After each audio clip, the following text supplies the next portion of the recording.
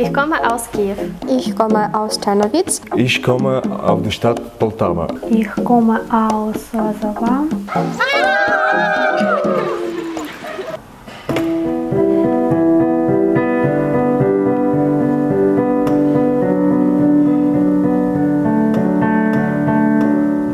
Das Projekt ist erfolgreich gestartet.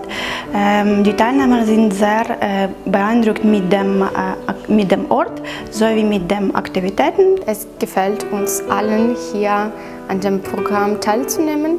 Vor allem gefällt es mir, hier zu unterrichten. Wir haben hier 26 Teilnehmer.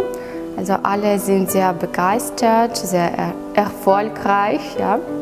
Und wir helfen natürlich jedem, das Beste zu machen. Für uns ist natürlich wichtig, durch solche Projekte eine positive Impulse geben für die Jugendlichen, weiter die deutsche Sprache lernen und natürlich Sport treiben.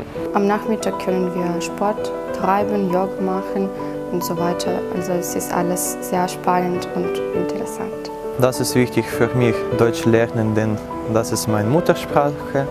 Ich mag Deutsch, Deutsch macht mir Spaß.